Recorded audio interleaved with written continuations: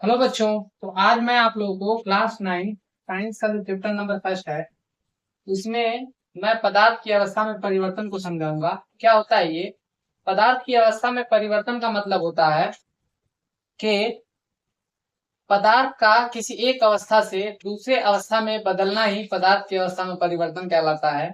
और अगर उसके प्रकार की बात करें तो यहाँ पे मैंने प्रकार लिखा है। और भी प्रकार हो सकते हैं।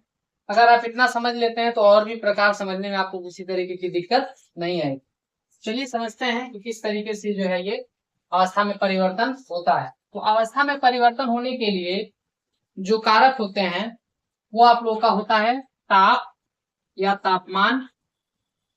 और दूसरा जो होता है आप लोगों का वो होता है दबाव। ये दो कारक होते हैं।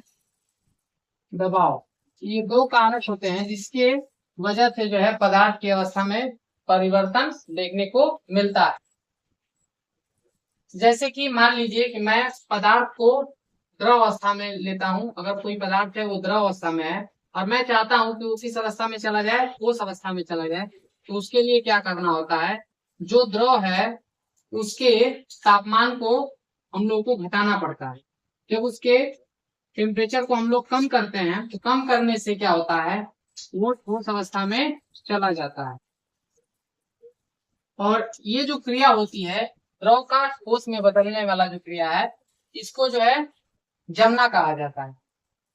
अब ये जो है टेम्परेचर से ही सिर्फ और सिर्फ ऐसा नहीं हो सकता है, दबाव भी आप लोग जो है आरोपित करके कर सकते हैं, दबाव को भी घटा बढ़ा के कर सकते हैं। जब आप क्या करेंगे, द्रव को क्या करेंगे, ज्यादा से ज्यादा द्रव पर दाब लगाएंगे तो आप लोग का दाब लगाने की कंडीशन में क्या होगा, जो द्रव है वो किस में बदल जाएगा, तो उसमें बदल जाएगा। उसके बाद जो है अगला है आप लोग का वाष्पीकरण। इसमें क्या होता है, जब हम द्रव को क्या करेंगे, ज्यादा से ज्यादा टेम्परेचर देते हैं।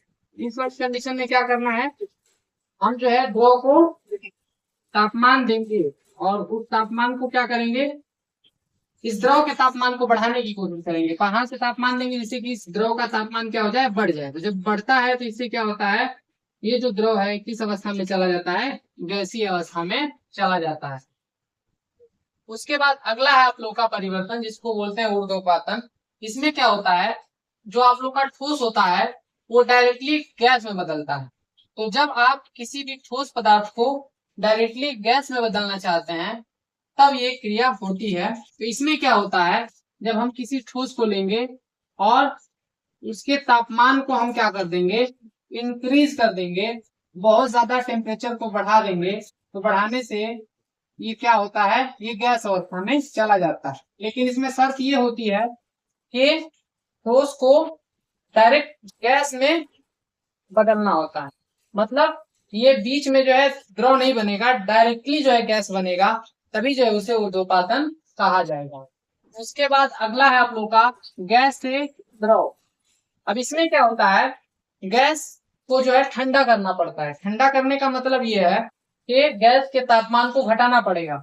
जब गैस के तापमान को आप कम करेंगे तो कम करने से क्या होगा, गैस जो होगा वो किस में बदल जाएगा, वो आप लोग का द्रव में बदल जाएगा। देखिए टेम्परेचर को घटाने का मतलब क्या है कि यहाँ पे मैंने लिखा टी का मतलब टेम्परेचर है, और ये जो मैंने एरो नीचे की तरफ बनाया इसका मतलब है कि मैं टेम्परेचर को घटा रहा हूँ।